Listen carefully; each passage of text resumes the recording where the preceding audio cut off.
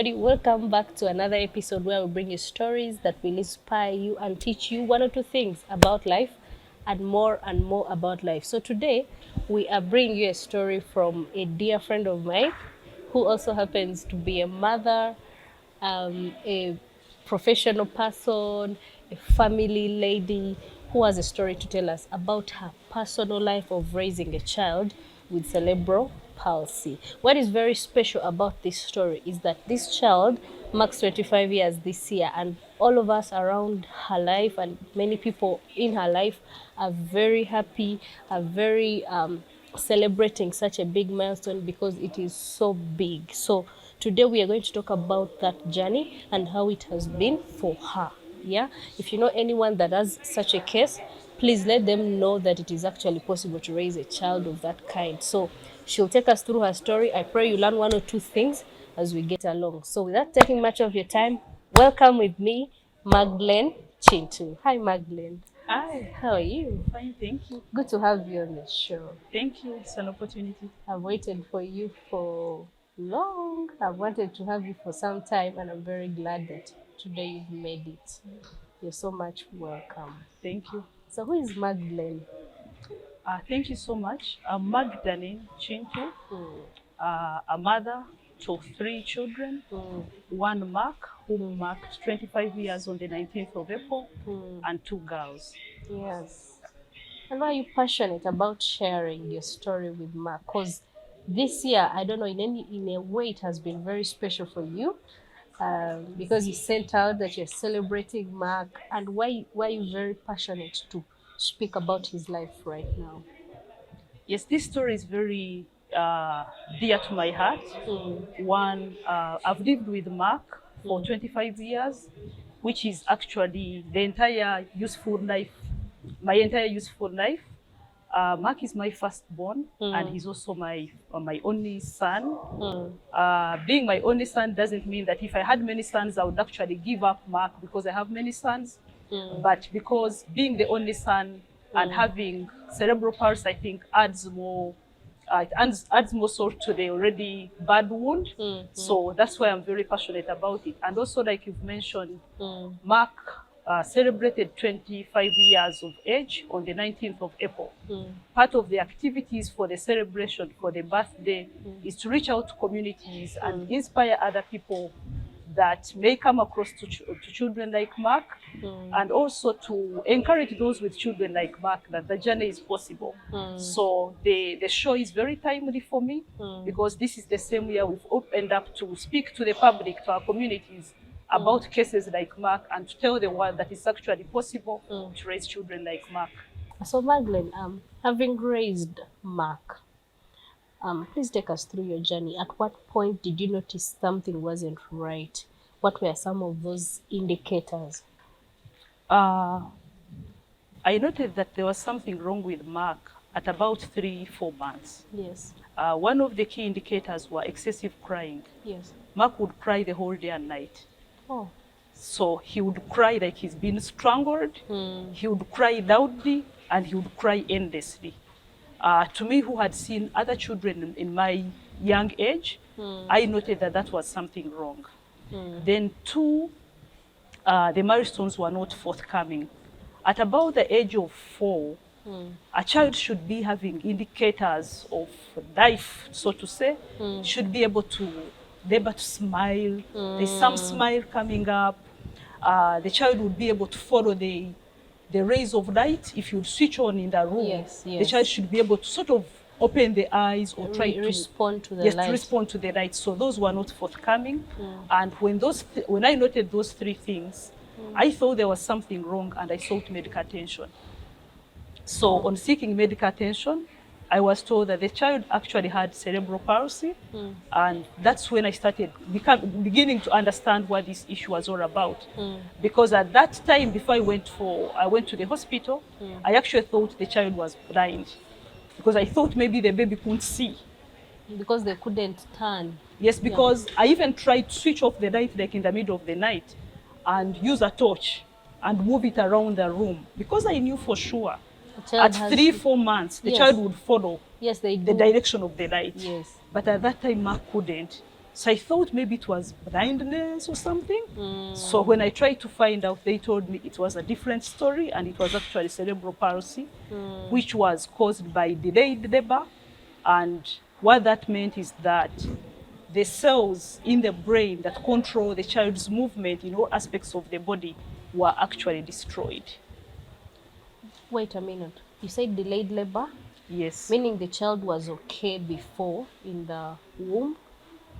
Yes, the child was okay in the womb, but because it delayed to come out at the time it was supposed to come out on delivery, so that's what affected him. Well, what had delayed Mark? Do you mind sharing the labor experience? Yes, I remember I went to hospital late in the evening on Saturday, and I delivered Sunday at 10:30 p.m. Yes. So I didn't know that that was delayed labor because I was in the hospital and I was being assisted. So the labor pains weren't forthcoming for some good time until later when they progressed at that time and I delivered. Which is normal for many people. Yes, and I didn't have that experience before, so I couldn't tell. Yeah. But the labor delayed. The child was supposed to have come out earlier than 10:30 on that day.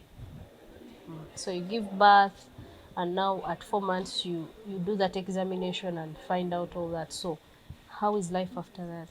Yes, slightly before we go to that, because I remember at birth, Mark didn't cry immediately. That first cry of That the first baby cry, the coming immediate, out. yes. So that had to be assisted. He had to be supported to cry. So that was already a sign, but at birth I didn't know what it was. And so later when I was being interviewed, being asked how the child was delivered and the kind of thing, and I gave that story, then they realized that actually the delay to cry was already a sign that there was something wrong. For you, when you didn't hear your child cry, didn't you feel a bit concerned? No, I did not. So I did not for sure, because it took a very short time. You know, you've just given birth, you're still in that state, you're being helped, you're being worked on, and the baby's being assisted to cry.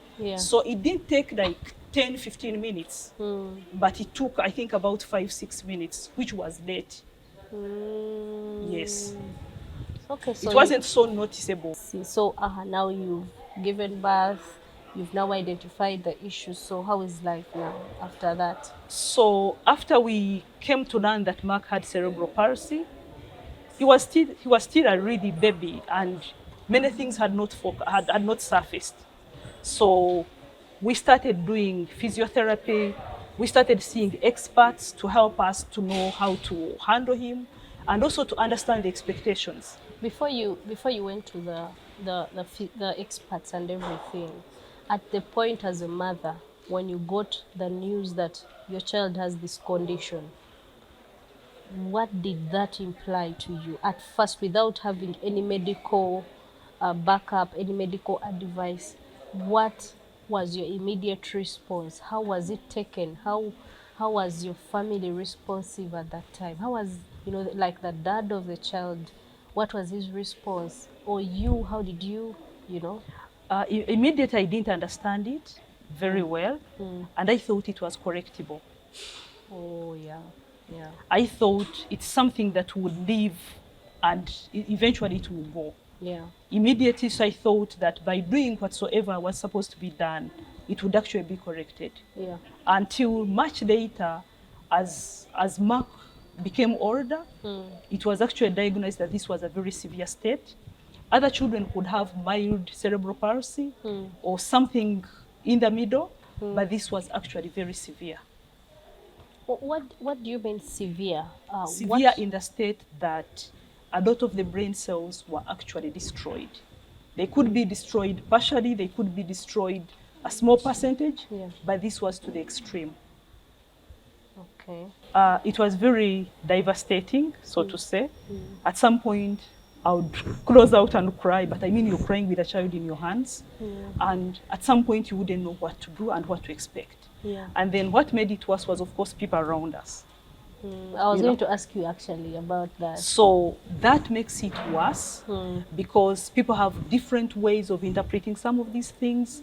My family had never known such a case. Yeah. My my son's father's family had never experienced that kind of case. Yeah. So it was a case that was hard for us to understand either Yeah. way. Yeah. And you can imagine if it's hard to understand means you can't get the support you need. Yes. Because at some point people would victimize you, they think you did something to the child. Some people would think there is something wrong with the family where the person married. It's yeah. all those kinds of schools of thought. And then also some people would come up and want to give you herbs. They want to take you to places that you don't understand. And so it was a mix of things. But now the most important thing is that you have a child before you to deal with. The child is crying. Because Mark cried, that excessive crying, up to about 2.5 years. Every day. Every day, every night. Wow. And it's not a normal crying, like, you know, you cry and stop. It was a crying whereby you'd think you're strangled. We were given some medication at some point to ease the crying, but when you'd stop the medication, the crying would continue. So sometimes he would sleep like in the morning for some 2-3 hours. Then he would start crying. So many times during that time, I would have to go with him to office to work. Because that's not a child you live with a maid. I mean, what would you want her to do? The maid would leave. And leave the baby where? So what used to happen is, I used to move with this baby in the office. And when I would be handling clients, where I worked at that time, I handled clients. So I would have the office assistant take over my baby.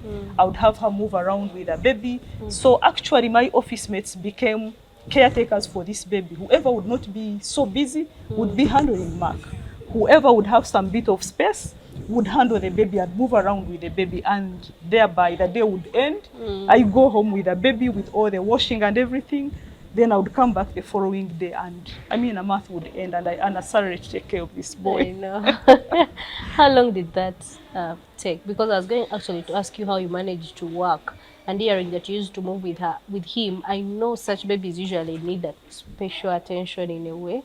So how long did that take you to move with him to work? Up to about 2.5 years. Yes. Yes. Then after that? After that, the crying stopped, so the baby was okay. So I would wake up, bathe the baby normally in the morning, feed the baby, and then the baby would be calm. Yeah. Yes, so he was stable, so he would stay at home with a maid. Wow. Now, you mentioned something to do with how you went on to get expert help, talk to professionals about it. What are some of those things they told you to do that you think were helpful? Immediately, I was doing physiotherapy. To the physiotherapy that I was doing, because eventually Mark's back became sort of sickled, so it was bent, and so he needed to be helped to make the back straight in a normal order, for him to be able to be in a sitting position, and to be able also to gain strength in the other parts of the body, because we gain a lot of strength from the back. Yes. So because the back was bent, we needed it to be corrected to be able to gain strength for the rest of the body. Otherwise, even at that time, about 3 years, Mark was not in a sitting position. 3 years? Yes. Okay. He was in an awkward state. He was bent all the time. His head almost bent up to the knees. So he was in that kind of state where he could not do anything. Yeah. So physiotherapy helped him to gain some bit of posture. So he was able to sit in a cerebral palsy chair. Helped. Yeah. And he was also able to, we tried even to give him a cup to hold. We tried to do some things that would make him raise his head. And at the end of the day, even up to now, Mark can raise his head. He can turn to the back, he can turn on the side. He will know when you're calling him and you're facing the other side, he will look there. So he can follow certain things. So you got some help. Yes. Wow. Now, what would you say to parents? Because there are parents who sometimes see indicators that something is not right, but are in denial. Denial in a sense of they don't want to see any medical person. They even when you try to intervene, you cannot intervene as much, but even when some help comes in, like go and see a doctor, they still believe the child will get okay. Yeah. What are your words for such a parent? I think being in denial is normal, to tell you the truth, because right from the day you conceive, all your prayers are for a healthy baby. Yes. When that baby is not forthcoming, it brings very many things into your mind. Yeah. So for me, I would think denial is normal, and they should be helped when it is taken too long. Because at some point it's okay for them to start feeling sorry for themselves for that time, Yeah. so that they come to terms with it. Because it takes a while. To be at terms. Yes, to come to terms with it. Yeah. Because sometimes it's just similar to if you are so bright, intelligent person, and you produce a child and the child is in school and can't perform. You don't understand it. Yes, you do. You know? But later you come to terms with it that actually we are different people. Yeah. People have different paths, you know? You're this highly intelligent person, but your son, your daughter is the opposite. You can't understand it. Yes. But later when you come to believe that we are different, then you support this child in the best way you can as a parent. Yeah. So in the same way with children like these, it's extremely difficult to believe it within the first few days, but somebody needs to really, be given time to think about it, digest it and accept it. And once they've accepted it, they will sail through it. And they'll get the help. Yes, they will seek all the help they need. They will also do what they are supposed to do for that child. Yeah. So you mentioned that you later got two other girls. How has that experience been, raising Mark with the other siblings? First of all, it took me 5 years to think that I can get another child. Why? I actually said, I will never have another child. Let me concentrate my energy and my resources to this son that I have.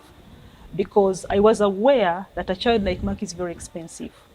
He needs all the attention, and money. he may not grow through the milestones like other children.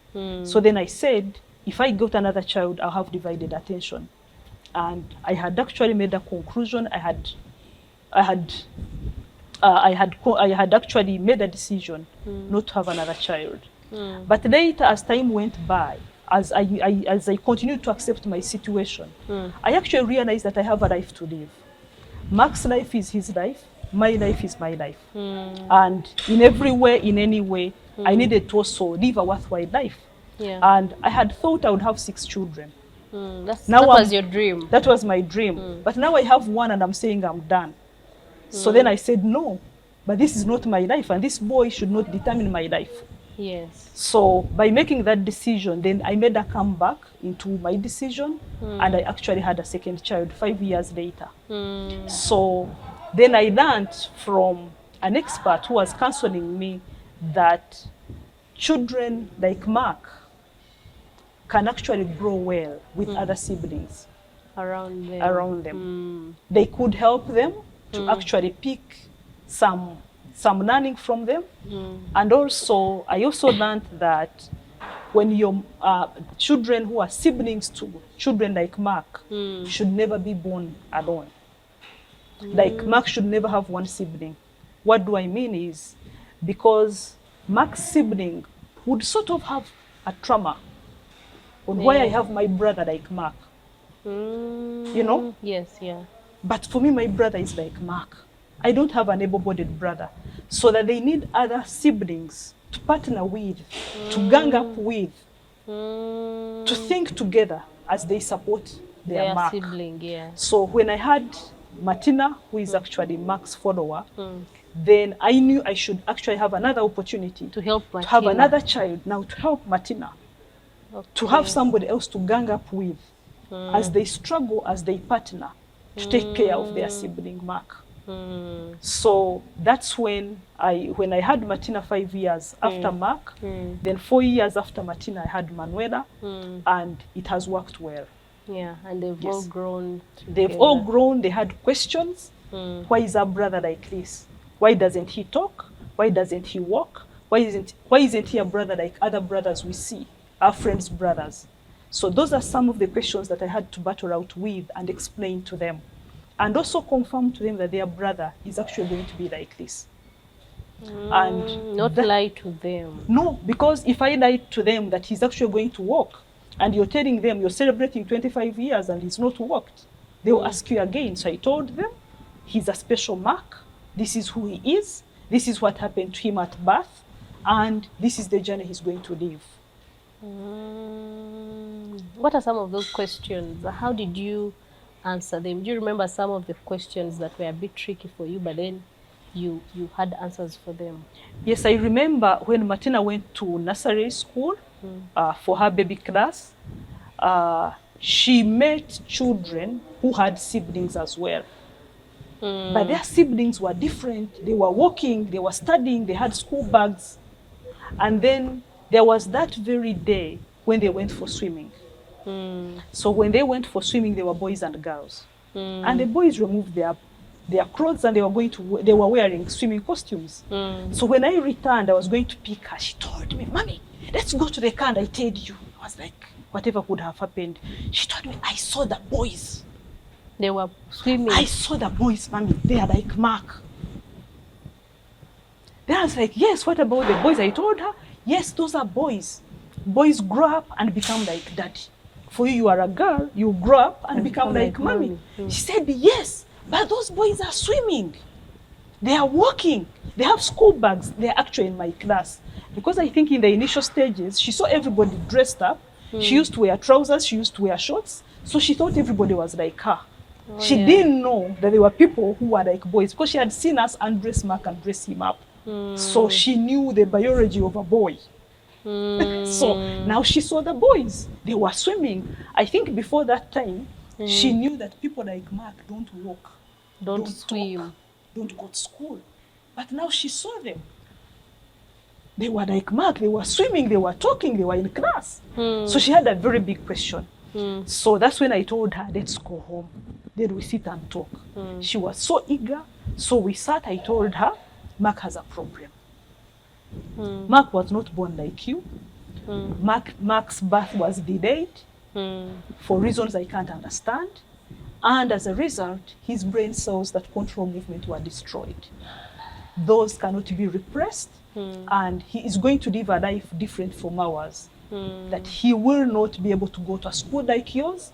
He will go to a school that is actually his, but not a school where he will write, not a school where he will swim, not a school where he's likely to write." So, of course, that puzzled her. I think she didn't understand. So she kept quiet. She's like, "Okay, but he's my brother." I said, "Yes, he's your brother, but he's going to live a life different from yours. And when you study, for you, you're going to write, you're going to be a big person, and you'll be coming and assisting Mark. You'll actually..." Then she was like, "So even when I go in a plane, I go to outside countries. So for him, he won't go." I said, "No, when you go to outside countries, you go with him. You also take him there. You show him the world out there." So she grew up with that mind, wanting to find out what next and what next and what next. It was until a time when Mark enrolled in school. So he's been going to a special school. And she was so eager to go to that special school and see Mark's class and teachers. So I got partners that also helped me to explain Mark's situation to Martina. Partners, what do you mean? Like partners in a way that these were Mark's teachers, special teachers at school. So she also had an opportunity to ask them about Mark. What is he studying? Which class is he? Will he be promoted? Martina Those seems questions. to be very aggressive. Yes. More than Manuela. Yes, and what confirmed to her that Mark is who he is was because she also found other children who were like Mark. And that confirmed to her that it's not only Mark in the world that is in that state. There are also other children who are like him. So that helped us in a way that she could even refer to some of the children by name. Sometimes we'd go to pick him. I first pick Martina, then we go to pick Mark. Should be the one to come out of the car very quickly to go and greet the other people, the other children who are like him, ask about their names, ask about what they were able to do, ask their teachers about how the children are doing. And through that, she was able to grow into that line of thinking, knowing that there are other people, there are people out there, including Mark, that don't grow the same way like us, that have a different path in life. Wow. And you know, Magdalene, every person who gets a child like that, one of the biggest scares in my thinking is the financial implication. How have you managed?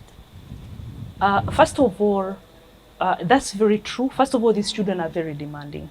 Yes. Extremely demanding. Mm. And I mean, you want to do away with medical care, Yes. and the medical care is specialized. And they need it more often than other children. So you must have the money. Like Mark's feeding is very special from an old age. I mean, he won't eat, he eats now the normal food, but it's selective. So you must have that food all the time. Then another thing is that Mark right now at 25 years wears diapers. I spend close to 1 million shillings in diapers every month. That must be there. That's a constant cost. Yes, it's very constant. One thing that we are celebrating during the 25 years celebration is a diaper. We have two things we are celebrating. So we are celebrating the fact that we've been able to buy a diaper for 25 years. And the one way we are celebrating this is to mobilize funds for diapers for 2 special homes. Just because we know what a diaper means to us. So why special homes? Because we said there are children out there that don't have a mommy, that don't have people around them, are in children's homes. That means they are being taken care of by other people other than their own that need this diaper. If Mark has been able to have a diaper from his home, what about those children who are in other homes? So that touches us so dearly because you must have money to buy diapers. And one thing that Mark has done is to sacrifice his 1 month's diapers and also donate it to the schools. Okay. So what am I saying? Yes, one thing that I would talk to parents and other people out there about these children, once this child is there, you must have the money. Because when you have the money, it makes your work easy in a way that you pay the bills, you pay the medication. You need a car. Because at 25 years, I won't lift this boy into a taxi. You must have a car. You know, even if you can Uber, you can have a special hire. This boy's sickness is going to strike in the middle of the night when you're not able to call somebody to your rescue. So the car must be in your compound, must be in your garage, and it must have fuel. It must be a functional car. Yeah. So one thing that helped me with that is that right from the beginning, there is a doctor who told me these children are expensive. Better battle the journey. And at that time, the baby was so little. I could lift the baby and go to church. I could lift the baby and move in places. But he kept on telling me these children are very expensive. You must be able to battle this. So what came into my mind was, whatsoever happens with this child, I must work. Now, that brings me to another question. Many people, many mothers who have children that are of that kind, it could be cerebral palsy, it could be autism, it could be Down syndrome, many resign from work because they want to sit home and take care of the children. And the reasons are always fine, because you can understand, Magdalene, I guess, if someone decides to resign and sit home. But what would you say to such a mother? My word to these mothers is, you could sit home if you have other sources of income and take care of your child. If your partner is willing to give you all you need to take care of this child, you could sit home. But also, in my own understanding, I also have a path in life. Outside this child. Because outside this child, working is not only for money. You know, you satisfy your own desires by practicing what you studied, for example, by relating with other people, by belonging to that institution. So by the time you decide to sit home, if you can sacrifice some of those things, then it is okay. And if there is somebody to give you those, to meet those expenses, I think it would be fine. But in my own thinking, I think I got it early that I need to work. First of all, I didn't have anyone that was willing to pay for me these expenses. So whatsoever the case, I had to work. Wow. I had to pay my medical bills. I have to pay my diaper.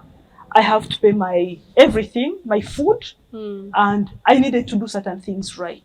And you know, as a mother, when you have this money in your pocket, you can dictate on how you spend it on your son.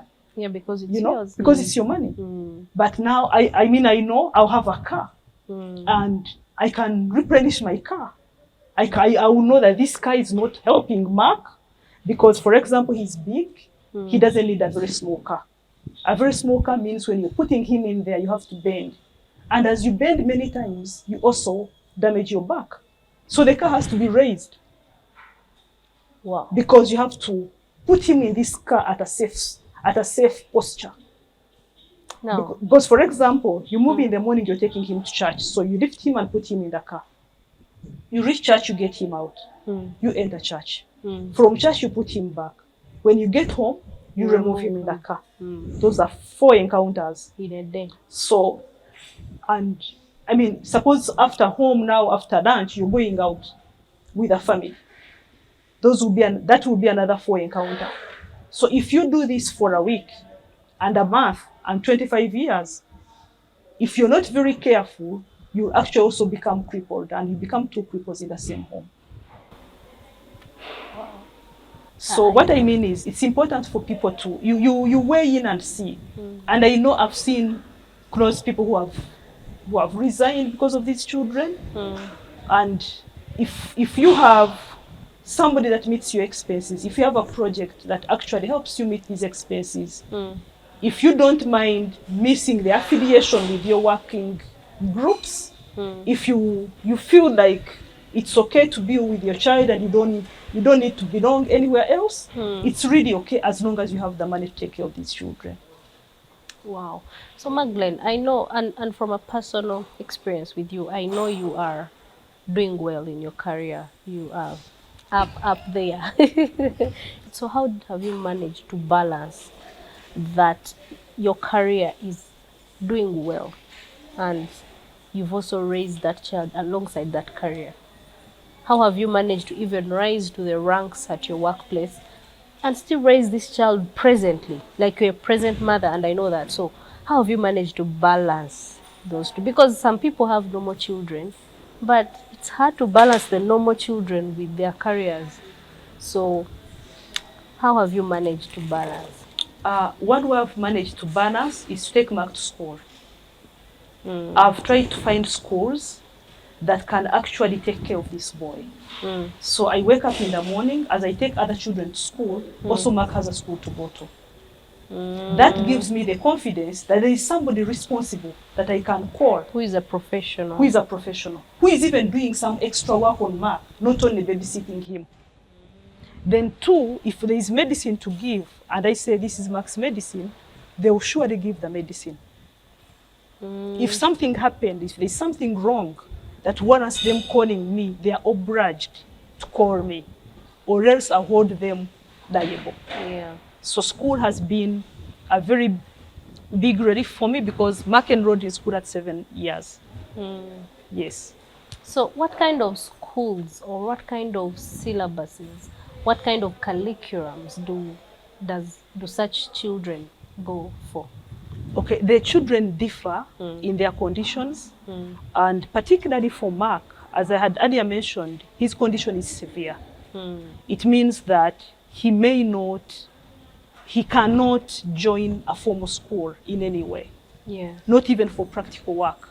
So Mark's curriculum is one where he's helped to learn to relate with others, to learn to be in a group, to learn to raise up his hand, to learn to smile, to learn to watch TV, to learn to eat in a group and know that somebody's eating, another one is eating there, so I can also eat.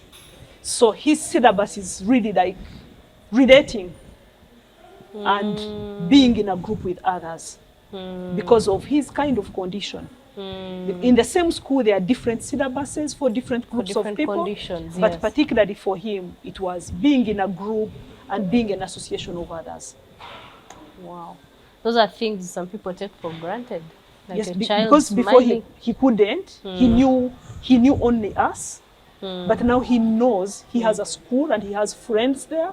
Oh. To the extent that if I were going to that school and I indicate, or if we are passing by the school going somewhere else, he will indicate and say, my school, that's Meaning my he school. knows the school. Yes. And when we go in there, he knows the people.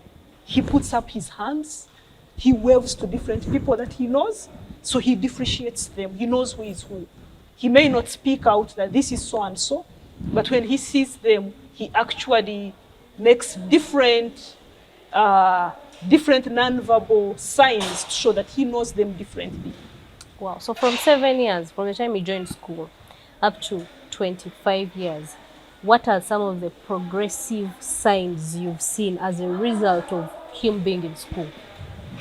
One key thing is that he learned to differentiate between home and school. So he knew there were two places. And one thing that I liked was whenever he would be told, Mark, you're going to sleep here, when I would be there to come, he would tell them, And he knows he's not supposed to sleep. he's not supposed to sleep there. Then he started also understanding, actually, he differentiates the sound of my car from other cars. So whenever I would enter the gate, he would actually make indications that his mother has come. And he would start looking around, like saying bye to everybody, trying to look around for his bag, kind of. He does not look for the bag, but he looks around like to gather things into place so that he's actually taken away. Even if I came and I went somewhere else and I'm still around the school, but he would definitely be knowing that my mother is around. Wow. So, I mean, you would never know such a thing if he wasn't in school. Then I've talked about relating, knowing Yes. different people that out there, it's not only your family members, there are other people out there. And knowing them, differentiating them, knowing what to do with who. Because he would even know this one should feed me, not the other one. He would even know when this one comes, it's football. Like you bring a ball. He knows this one is coming, he's bringing balls. He knows when this other person comes, he's watching TV. I mean, for me, that's a huge step in his life. Because at home, the programs are very, are very uniform every day. There are things we don't do, there are things we don't know. But the school has different programs on different days. He would even know when it's time for prayers in school. Wow. He would sit properly, put himself in order, and he knows it's singing, it's clapping, it's testimonies.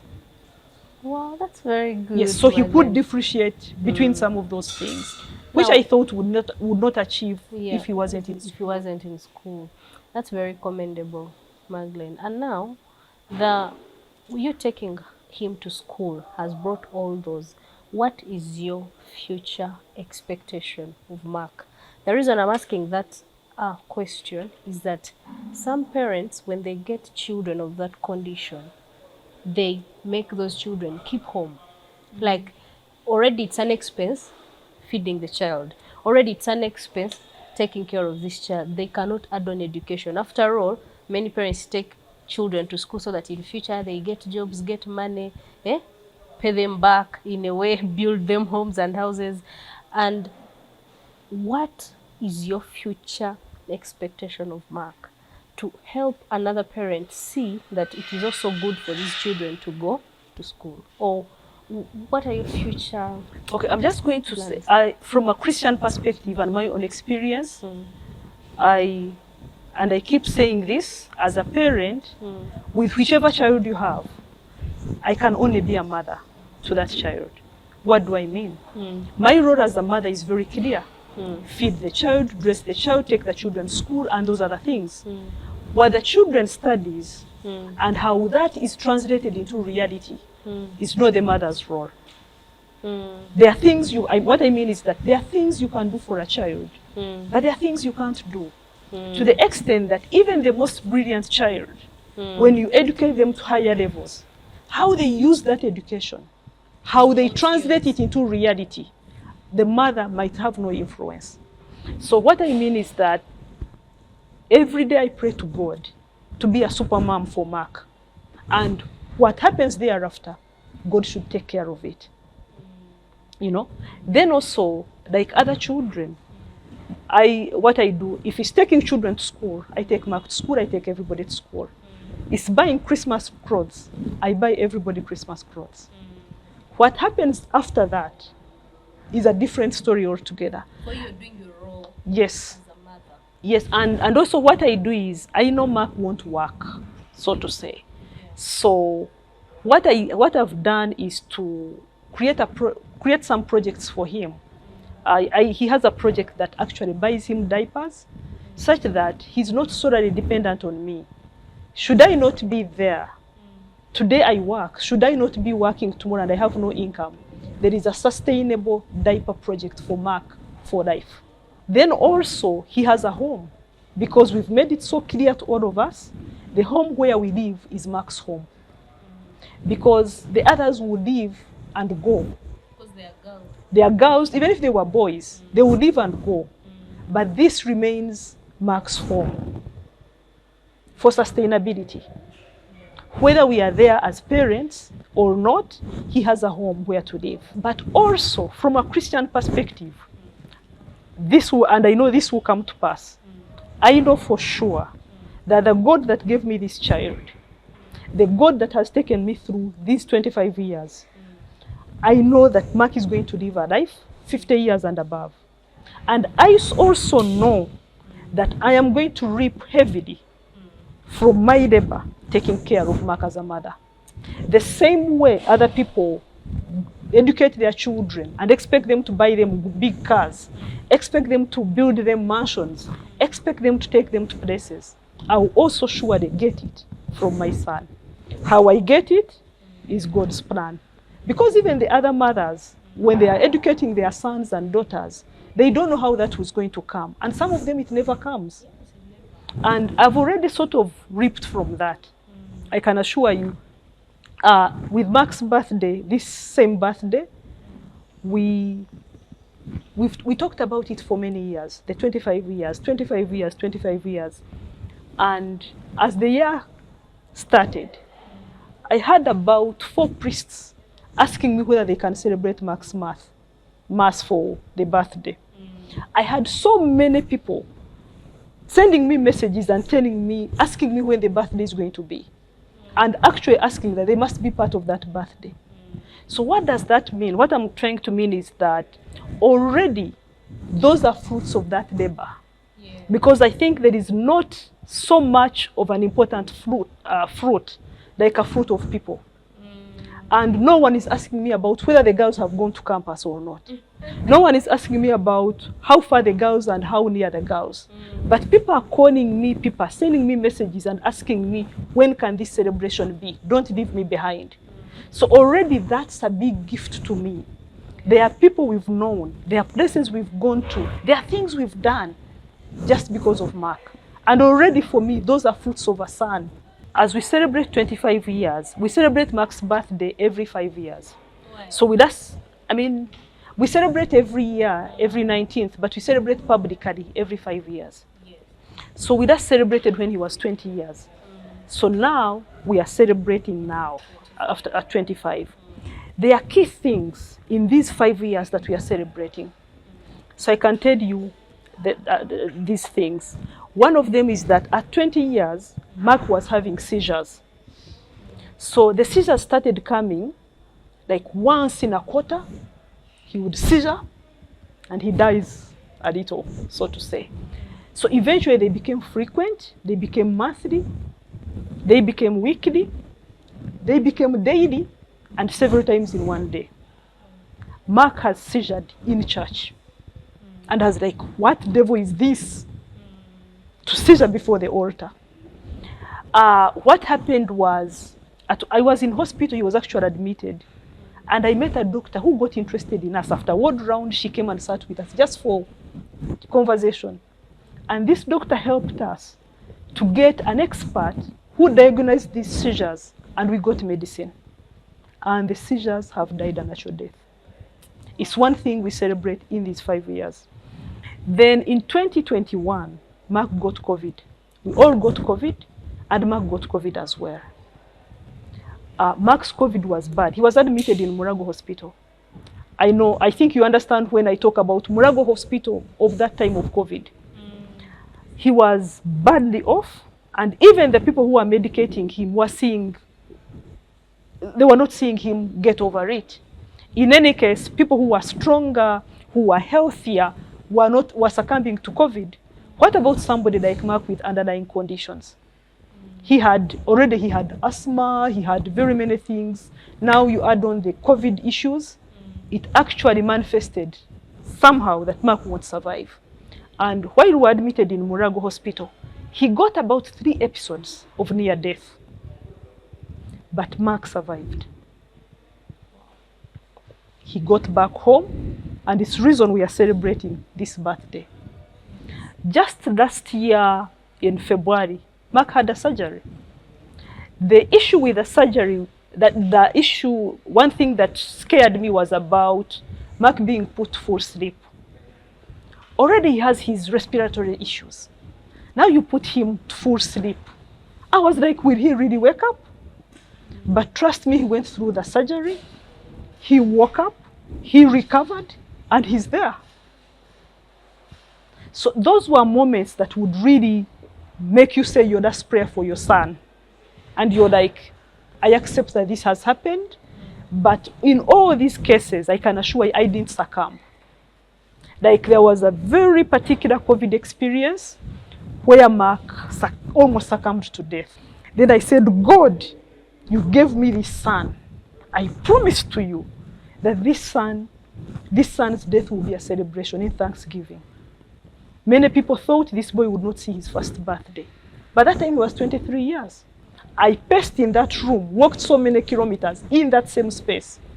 Because I was saying, I cannot succumb, I can't let go. Mark must leave, and Mark is going back home. And we have Mark today.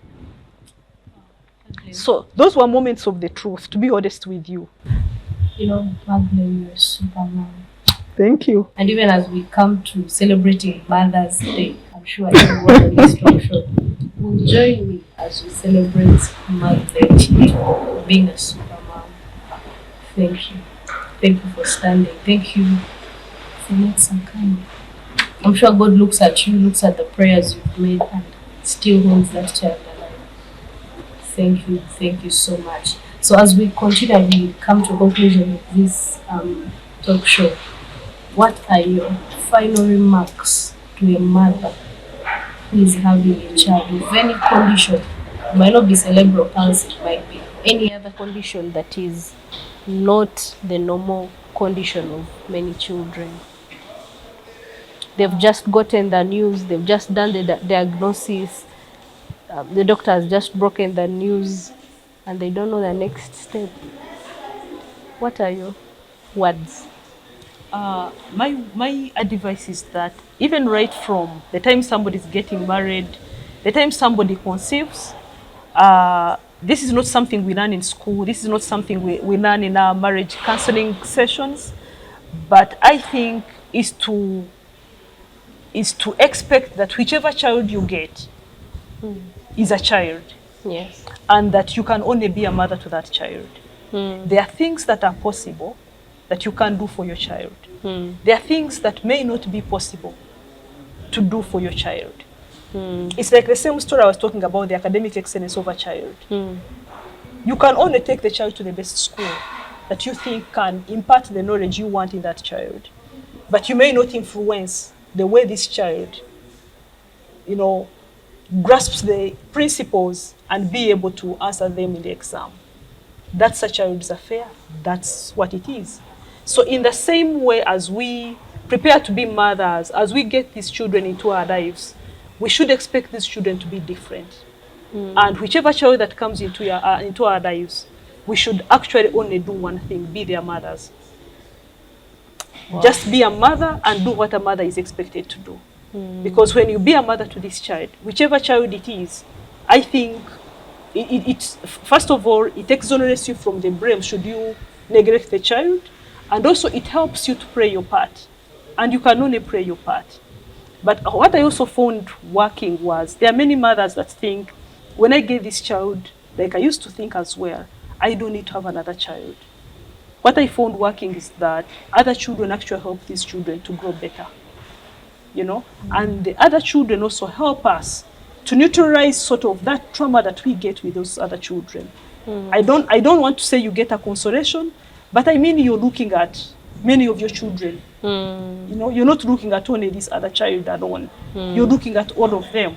So where this one doesn't do this, the other one is doing it. So you get consoled here and there. So having other children in your life, in addition to that one, helps you to neutralize the kind of bad feeling you may have with this other child. Then also the other thing is that we should know that these children, much as they are ours, they have a different course of life. But we should also live to our full potential. You shouldn't let go of the things you like. You shouldn't let go of the things you must do. You must still pursue your life to the end. If I like swimming, I should go swimming. What I would do is to have my son in a wheelchair, put him by the swimming pool, then swim. You see what I mean? So I like going to church, and there are many times when people feel like, even you bring this child to church, on Christmas when it's overcrowded, my son goes to church, so he has to go to church. You know, if there is a wedding that I must attend, I go with Mark for the wedding, unless if it's not allowed. And in most cases, if it's not allowed, I'm not likely to go, because my son also has to live to his full potential. He will attend a wedding, he will attend functions, he will go out like any other child, he will go to the beach like any other child, he will go to church like any other child, he will have his balls in the house like any other child. He will have those things that actually suit his life, you know. So I won't think, this is now a gone case, so I leave him in the house. As a mother, and to be a mother means I have to develop this child to the best that I can. I will do all those things a mother does for a child, irrespective of who they are. Yeah. If it's buying Christmas wear, I'll buy him Christmas wear as well. Whether he sees it or he doesn't see it, it doesn't matter. It's your role. I am a mother to this boy, and I can only be a mother to Mark. You know? Wow, Magdalene, we can go on and on. We can go on and on, but I want to thank you for sharing your story. I want to thank you for being a mother to Mark. I don't know. I don't even know who would have been a better mom, you know. But even apart from that, as you celebrate Mark, as you celebrate 25 years of his life, we also want to celebrate you and tell you that mothers like you are rare. So you are a gift to him and to many other mothers who are having children like you. Thank you so much for standing. Thank you so much for being an example that it is possible to raise such a child, have a career, and do well in life. You know, I'm sure this is an inspiration to many people to put in the work, to, you know, be deliberate on parenting. Thank you, thank you, thank you. I don't know if you have any other last words before we bring this to a close. Thank you. My word is to the community where we live. Yeah. To also encourage the communities not to condemn mothers with such children, because it's not their fault. These children are also God-given, just like any other child, except that they pursue a different course in life, different from ours. So the communities should be encouraging. They should recognize these children like any other children in their communities, and they should know that mothers like me who have children like this can actually make it in life to bring our children to full potential, to be very good at the work that we do, and also to become good community members in our societies. Yeah. So I would also like to thank you for hosting me. Thank you so much. It's welcome, been very timely. So thank you so much. You're welcome, Mom. Thank you too for coming. Please, we are going to have this ended now. So thank you so much for joining us today. This has been a conversation that was very personal. Thank you so much. Thank you so much for joining us today. I hope this was helpful. Till next time, bye-bye.